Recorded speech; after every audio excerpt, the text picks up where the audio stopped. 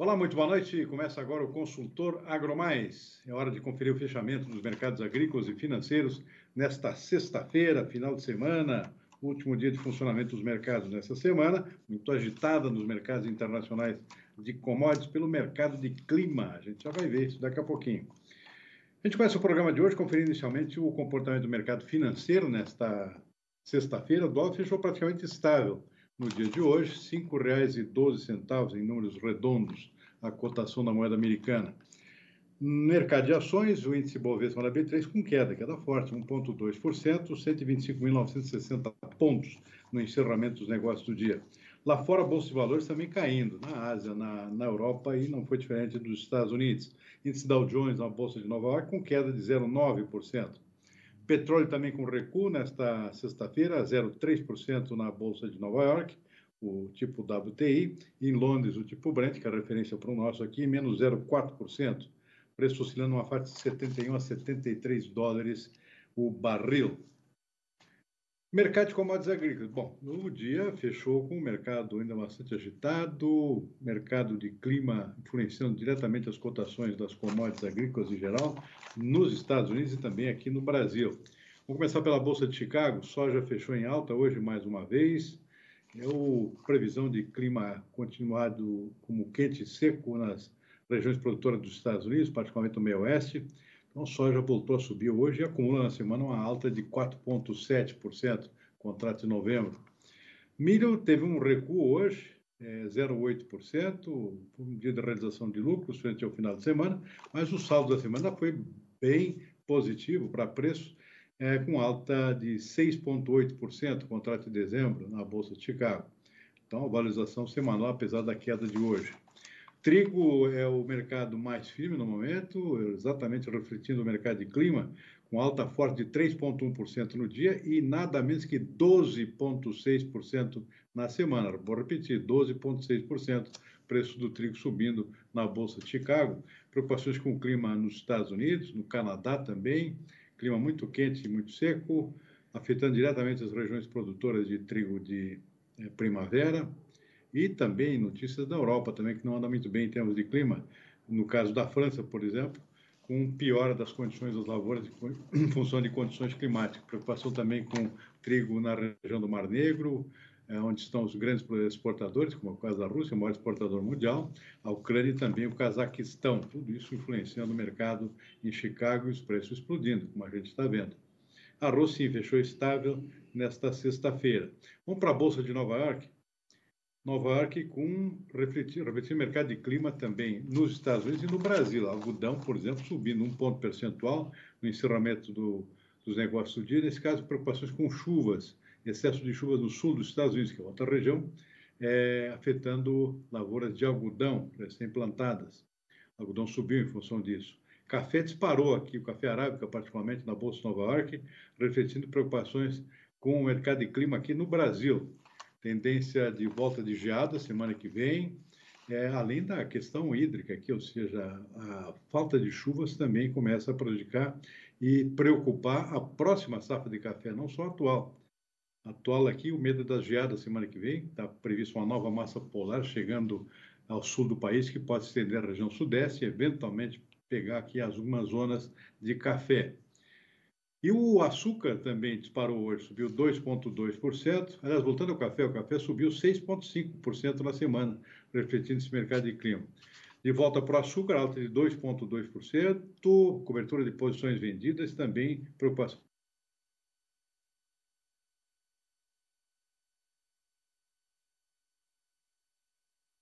afetados pelas geadas anteriores. Preocupação forte aqui com clima também afetando canaviais. O que mais? Vamos em frente aqui com as nossas próximas cotações. Suco de laranja despencou hoje, com um dia de correção forte, preços caíram 3,6% em Nova York, cacau também, da mesma forma, uma correção nesta sexta-feira, caiu 2,1% em Nova York. Boi gordo na B3, mercado futuro, com leve ajuste para baixo de 0,2%, acompanhando, de certa forma, o mercado físico que também está cedendo ultimamente. E o dólar, conforme a gente já viu, preço estável nesta sexta-feira, mas com queda na semana, 2,4%, se não me engano, o fechamento da semana, no caso do câmbio, dólar caindo aqui 2,4%, exatamente. Muito bem. A consultoria Safras de Mercado divulgou nesta sexta-feira um levantamento com as primeiras intenções de plantio para a próxima safra de grãos. Eu vou ler rapidamente aqui os números, que é o nosso assunto seguinte agora. Soja, previsão de aumento de área de 2,3%. Milho, primeira safra, crescimento previsto de 1,2% na área. Arroz, 1,2% de queda na área de plantio. Feijão de primeira safra, menos 0,3% na área. E o algodão aqui, para mim, foi uma surpresa também, com previsão de nova queda, já caiu na última safra, nova queda na área aqui de 5,5%. Por que será, hein? Bom, quem vai nos responder a todas essas perguntas, essas dúvidas todas, falar um pouco mais sobre essas primeiras intenções de plantio da consultoria Safras de Mercado, como sempre sai na frente aqui, sou a primeira empresa que costuma trazer projeções para a safra seguinte, safras de mercado, com quem eu converso agora com Paulo Molinari, economista da consultoria Safras de Mercado, e especializado exatamente nas áreas de soja e milho, que são as que devem ter crescimento na próxima safra. Paulo Molinari, muito boa noite, muito obrigado por nos atender mais uma vez aqui no nosso consultor AgroMais. Paulo, eu estava achando que ia crescer mais a área de soja e também do próprio milho de primeira safra. Por que será que não vai crescer mais, Paulo? Muito boa noite. Boa noite, Silmar. Boa noite a todos. Bem, essa é a primeira intenção de plantio, né? Então, geralmente, nem sempre a gente consegue captar todo aquela percentual que realmente o mercado deseja que cresça, né? Ou que o produtor, no final das contas, vai realmente executar no seu plantio. Então, essa é uma primeira visão. Os números vão sendo atualizados agora na medida que a safra for se desenvolvendo, né? Mas o viés está dado, né? Um grande plantio, um novo plantio recorde para a safra de verão na soja, principalmente no centro-norte do Brasil, né? Que são as regiões aí de fronteira agrícola, que ainda tem muita área de pastagem, né? E tem áreas novas para serem ampliadas. A área de soja vai ganhar volume nessas regiões, como sempre ganhou, e com preços altos da soja, com boas liquidações para a safra 22, me parece que isso é natural incorrer para o ano que vem, né? Tem uma parte dessa queda de área de algodão, que também deve para a soja, né? O milho, apesar da imensa catástrofe que nós estamos tendo aí na safrinha, ele não conseguiu ainda ter força para competir com a soja no plantio de verão. O milho tem alguns problemas, né? O problema dos contratos para entrega lá na frente, o laninha que está aparecendo aí de novo para nosso verão, que geralmente atinge a região sul do Brasil, o fenômeno aí da cigarrinha, que é um problema para o produtor, principalmente aqui da região sul, que realmente tem muitas restrições a plantar milho, enquanto não se houver uma solução para esse problema sanitário, né? Tem várias coisas além do custo de produção, a ureia subiu bastante, né? Tem várias coisas aí pesando. Então, nos parece bastante claro que a safra de verão vai continuar tendo a nossa preferência da soja no plantio e o milho vai conseguir pelo menos manter a área na safra de verão, até pelo que vai ocorrendo nesse momento com os preços internos, né? Devido à forte quebra da safrinha. Possivelmente o milho talvez tenha um desempenho melhor em termos de crescimento de área na segunda safra, né, Paulo? Como normalmente tem acontecido. Não sei se vocês já estão avançando em alguma projeção para a safra de inverno, ou seja, a segunda safra, antiga safrinha. Se tiver já alguma ideia, me passa aqui para a gente ter uma noção, por exemplo, da possibilidade de um aumento maior na segunda safra. O Brasil está precisando de muito milho, né, Paulo? Sim, está certo, mas esse ano, Silmar, nós poderíamos, a nossa primeira estimativa de safrinha de 2021 foi para 84 milhões de toneladas, ou seja, uma super safrinha, né? A área de 2021, ela cresceu 8,5%. Nós já divulgamos hoje também a primeira estimativa para 2022. E nós mantivemos a área deste ano para o ano que vem. Então, Como a área foi muito alta plantada neste ano, nós acreditamos que pelo menos a área vai se manter para 2022, que é uma grande área, são 14,4 milhões de hectares, é uma área muito grande, né? Se o clima for mais favorável para o ano que vem, não pode ser tão ruim como foi esse ano, né? Nós vamos colher isso, nossas 84 milhões de toneladas de safrinha 22, um novo recorde, e tranquiliza todo o mercado brasileiro a partir de julho do ano que vem. É claro que entre nós, em julho de 2021 e julho de 2022, temos o nosso caro amigo São Pedro para definir o que nós vamos colher lá na frente. Mas o viés aí para a safrinha continua muito bom, né? Basta nós conseguirmos aí plantar soja numa boa janela agora na primavera. Nós teríamos uma colheita de soja cedo, em janeiro e fevereiro, e em seguida já um plantio de safrinha numa ótima janela. Não vejo muitos problemas aí para safrinha 22, não. Bom, de qualquer forma, você já citou aqui um fator que talvez também refreie um pouco o ímpeto do produtor, os preços estão bons, mas também os insumos estão subindo muito. O pessoal tem se queixado muito, o custo do fertilizante, possível escassez aí de alguns insumos também. Ou seja, tem uma série de preocupações com relação, sobretudo, a custo de produção, que talvez dê uma refreada aqui no ímpeto dos produtores, né, Paulo? Sim, isso é fato, né? Nós temos aí, além da nossa correção de preços aqui pela nossa desvalorização cambial, né? E aí nós temos que lembrar que antes da pandemia nós estávamos aí com um câmbio de 4,20, né? Agora estamos aí com um câmbio de 5,20. Então isso já impacta no preço dos insumos de forma natural, porque a maioria deles estão indexados a dólar, né? Fertilizantes e químicos. Nós tivemos aí a disrupção de algumas cadeias de fornecimento, né? Então, por exemplo, tem regiões hoje que falta container, né? Então, as cadeias produtivas, as cadeias de transporte e distribuição, elas também sofreram com a pandemia, né? Com as interrupções, com as paralisações. Os fretes marítimos também subiram. Nós chegamos a ter o preço do petróleo na Bolsa de Nova York preço negativo no auge do início da pandemia, lá no começo de 2020. Hoje nós temos um petróleo acima de 70 dólares. Então, se nós olharmos somente pelo lado da ureia, somente a recuperação no preço do petróleo já força a ureia a uma alta. Depois, houveram alguns problemas aí também nos fertilizantes, com minas, né, com paralisação de minas, com demanda muito forte, porque Estados Unidos plantou mais, Europa plantou mais, Rússia plantou mais, China está plantando mais, né? E o Brasil também aumentando esse seu consumo em 12% a 14% de fertilizantes.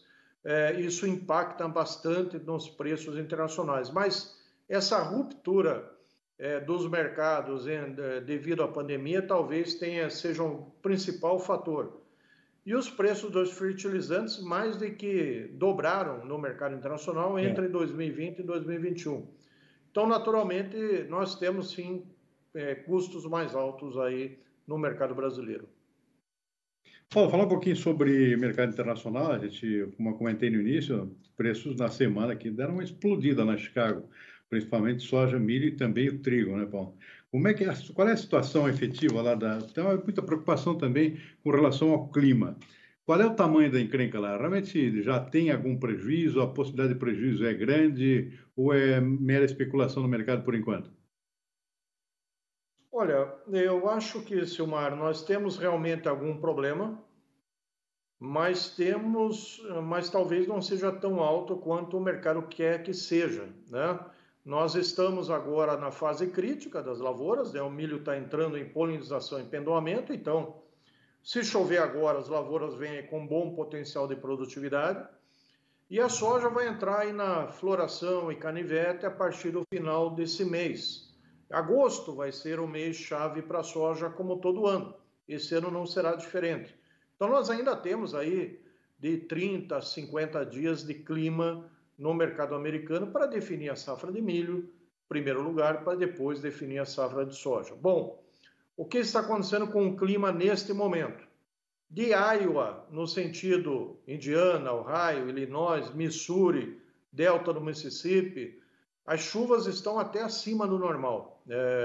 Continua chovendo, choveu muito bem agora nessa semana, hoje tem chuvas até muito fortes, né? Acima de 100 milímetros em algumas localidades, e ali não tem problema climático nesse momento. Se tiver algum tipo de problema, é por excesso de umidade e não por falta de umidade. Agora, do Iowa para cima, as Dakotas do Sul e do Norte, Wisconsin, Minnesota, talvez uma parte de Kansas e Nebraska, a situação é um pouco mais complicada, porque as chuvas não têm sido boas, e agora está vindo uma onda de calor vinda do oeste, né? E pegando toda essa parte aí das planícies e norte do meio oeste. Então, essa parte, se tiver algum tipo de problema nos Estados Unidos, o problema está nesse canto norte, né? Ali você tem aí uns 22 milhões de acres de milho e uns 17 milhões de acres de soja. Portanto, é possível que se tenha algum impacto negativo de produção geral por conta dessa região? Eu acho plenamente possível, tá? Por isso, essa tensão aí com essa variável climática, daqui até agosto vai continuar. Em agosto nós vamos ter aí os crop tours, né, lá do mercado americano. Eles vão visitar as lavouras, vão dar seus números de produtividade, alguns vão chutar para cima, alguns vão chutar para baixo, e Chicago vai ficar aí volatilizando em função disso. Agora, precisa aparecer chuva para esse lado norte, né? É o lado onde está aí realmente com problemas claros. E a pergunta agora é se as produtividades altas do centro-sul, do meio-oeste, vão compensar uma quebra de produtividade no centro-norte. Essa é a questão. Muito bem, o mercado de clima aí com fortes emoções ainda previstas aí para as próximas semanas, até agosto pelo menos. Eu conversei com o economista Paulo Molinari, da consultoria Safra de Mercado, como sempre aqui, fazendo uma belíssima análise aqui da situação das lavouras, situação do mercado internacional e interno. Paulo Molinari, muitíssimo obrigado pela participação mais uma vez no nosso programa. Um bom final de semana, até a próxima. Obrigado, hein? Obrigado, Silmar. Bom final de semana, até a próxima reunião. Abraço. Obrigado. Muito bem, vamos em frente com o nosso consultor AgroMais desta sexta-feira. Uma conferida rápida aqui no nosso mercado físico. Tem aqui o fechamento da soja hoje com predominância de quedas, é isso? Porto Rio Grande fechou estável, 170,50. Paranaguá, 169, caiu R$1. No interior, em Passo Fundo, subiu 50 centavos para 165. Cascavel, no Paraná, caiu R$1,50, 1,63. Rondonópolis subiu R$3 para 164. Rio Verde, 162, subiu R$1. Dourados, Mato Grosso do Sul, sul do Mato Grosso do Sul, R$157 por saca, subiu R$2. O mercado refletiu aqui em diferentes momentos do dia aqui. Por um lado, o Chicago subindo, por outro lado, o câmbio aqui meio de lado, hoje fechou praticamente estável, oscilou bastante durante o dia, isso certamente influenciou também essa variação nos preços de acordo com as diferentes regiões do país. Muito bem, vamos em frente rapidamente com as nossas informações desta sexta-feira. Olha, um grupo de diplomatas da agricultura brasileira, formado em grande parte por adidos agrícolas, participou de uma reunião para a apresentação das principais pautas do setor agropecuário brasileiro, particularmente visando o exterior, e não são poucas. O evento virtual contou com os presidentes da Frente Parlamentar da Agropecuária e do Instituto Pensar Agropecuária. Foram compartilhadas as metas do setor para os próximos 2 anos, destacando a segurança jurídica ao setor produtivo interno, com uma pauta de votações no Congresso Nacional. Além disso, os representantes brasileiros defenderam a produção agrícola brasileira perante o mercado internacional após críticas internacionais relacionadas à falta de política interna de preservação ambiental. A Câmara dos Deputados aprovou nesta sexta-feira a medida provisória 1051, que cria o Documento Eletrônico de Transporte, o DT-E.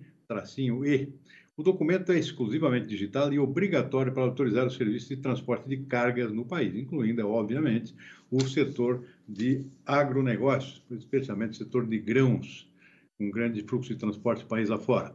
A intenção da proposta é reunir em um único documento todos os dados de obrigações administrativas, informações sobre licenças, registros, condições contratuais, inclusive valor do frete e dos seguros contratados. A unificação dos documentos e demais obrigações no DTE deverá dispensar ao transportador ou o condutor do veículo de portar versão física durante o transporte. E a proposta segue agora para votação no Senado. A ideia é desburocratizar essa questão da papelada no transporte, especialmente transporte de grãos aqui, transporte agrícola, país afora, e facilitando a vida do caminhoneiro, sobretudo. Bom, hoje à tarde eu conversei com o vice-presidente da FamaSul, Federação da Agricultura do Mato Grosso Sul, vice-presidente regional, o Lauri Dal Bosco, lá do norte do Mato Grosso do Sul, sobre a situação do milho na sua região e no estado do Mato Grosso do Sul. Estado extremamente afetado, assim como o Paraná, por questões climáticas, falta de chuva depois geadas, afetando severamente a produção de milho que está em andamento nesse momento. A quebra da safra vai ser muito grande, segundo ele contou nessa entrevista. Vamos acompanhar um trecho. No norte do Mato Grosso do Sul, fomos bastante afetados, né, climaticamente esse ano. Primeiro, quando fizemos o plantio de soja lá atrás, nós nos atrasamos em plantar o soja porque não chovia. Daqui a pouco atrasamos a janela, por consequência, atrasamos a janela do plantio do milho, fomos plantando, né? Plantamos um X dentro da janela e o restante, o Y, acabou sendo plantado fora da janela. Esse plantio na janela, novamente, não é normal, o norte do Mato Grosso do Sul não é normal, é uma coisa bem esporádica. Sofreu um veranico forte, em torno de 30 dias, acabou prejudicando bastante os milhos que foram plantados dentro da janela. Não bastasse isso, os milhos que foram plantados fora da janela vieram se desenvolvendo gradativamente, mas sem aquele ímpeto de ser uma boa safra de milho, mas vieram. Lá no meio do caminho, tivemos, no começo de junho, meados de junho, tivemos uma chuva muito boa, revitalizou, né? Revitalizou as lavouras de milho, elas vieram, foram formaram razoavelmente bem, a gente assim, já trabalhava com uma hipótese de uma quebra, mas não tão grande, mas não bastasse isso, chegou a famosa geada, que por aqui são de 10 em 10 anos, 5, 6 em 6 anos, e fez um rapa, foi violento o toque. Agora estamos começando a colheita, mas está conseguindo se ver bem, que o buraco é mais embaixo, viu? Lauri Dal Bosco comentou também sobre as tendências para a próxima safra de grãos, particularmente para a soja, lá com tendência de algum aumento na produção, até como uma forma de compensar essa quebra severa que houve na safra do milho no estado. Quando tem uma tendência boa de preço, Silmar, geralmente se aumenta um pouco as áreas. Aqui são uma região muito tecnificada, aqui se colhe 200 sacos fácil de milho verão. Possivelmente deve aumentar um pouco isso, deve aumentar. Mas nós temos aquela situação também, que está muito bom o soja, né? Hoje mesmo, com essas altas todas aí, nós estamos contratando soja a R$145 a saca aqui, né? Então, o produtor também pensa nisso. Claro que o milho é uma alternativa interessante, nós vamos fazer uma correção do nosso solo, vai melhorar o solo, o pessoal planta. Aqui é uma região que se planta tradicionalmente um bom pouco de milho, safra, verão, né? O produtor já planta. A gente quer acreditar que vai aumentar um pouco esse plantio. Assim, pelo menos a ideia da fundação, do Sindicato Rural aqui, que vai aumentar o plantio um pouco. Mas claro que agora mesmo nós estamos muito preocupados em tirar o que sobrou do campo, realizar isso, cada um acertar o seu problema, tentar cumprir também esses contratos, né? Porque a gente fazer esses contratos, muitas vezes a gente fez o contrato, foi muito interessante para o produtor, claro que é um ano diferente, mas tentar sair fora, porque eu te coloco uma outra dúvida para a gente pensar, não é só a nível de Mato Grosso e de Brasil.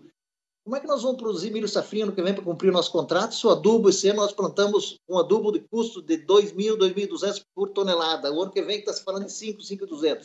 E nós vamos produzir para cumprir um contrato no preço velho, né? São situações, né, Silmar? São situações. O negócio é assim, ele é muito rápido, é tudo muito rápido. O pessoal vê um lado aqui, o pessoal urbano vê um lado, o preço está bom, o produtor está muito satisfeito, mas tem o outro lado, que é o lado do custo, né, e não para de aumentar. Sem contar que tem uns pontos de interrogação que estão aparecendo aí também, que é a possibilidade de falta de glifosato, né? Isso tem preocupado também produtores aí em várias partes do país.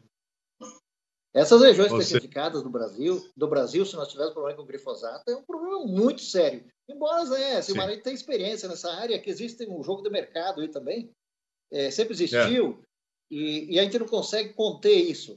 Daqui a pouco também vai ter que ter uma alternativa. Nós estamos brigando aquele problema também dos paraquat, né? Quantos anos já?